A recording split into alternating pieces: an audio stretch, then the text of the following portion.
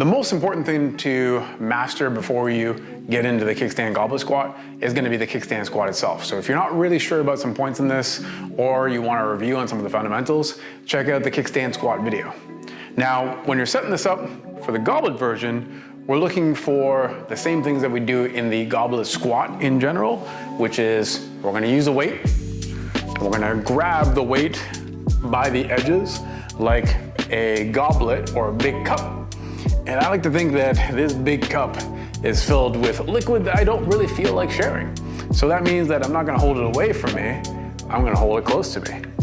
And I'm gonna allow the weight to pull my elbows down, and I'm gonna drive my elbows slightly underneath the bell. So once I've assumed that position, that's gonna pull my shoulders down by default. And all I gotta do is just hold on to this position. This creates a little bit more challenge for the trunk, but it also gives me a really stable position to hold this weight. Now, from there, we're gonna kick one foot behind the other in setting up that back toe in line with the back heel. I'm gonna stay tall, and I'm gonna drop my back shin towards the ground.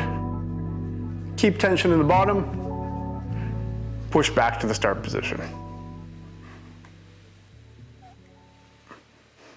The main thing that you have to watch out for with the goblet version of this exercise is the weight is gonna wanna pull you forward.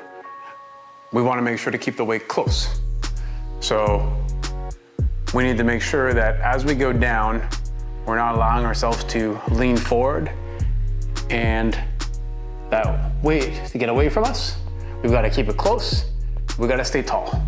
So we're only going down as far as we can do those two things, staying tall, pushing through the whole foot, especially through that front leg, and then driving out of the bottom. We also want to make sure that we're always keeping tension throughout the movement.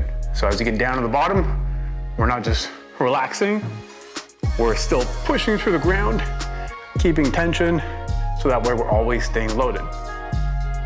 We also have to make sure with the goblet that if it's too low, it's again gonna pull out of our hands and pull us out of position, or if it's too high, it's gonna break the position. So there is a sweet spot here where we can get our shoulders down, we can keep the elbows under the belt, and once you find that spot, it might be a little tough to hold on to through the midsection. And if you can't hold on to that position, the weight might be too heavy. So I'd suggest to scale the weight based on if you can hold on to that position. If you can pull out of position, then make sure quality movement becomes a priority. All right, good luck.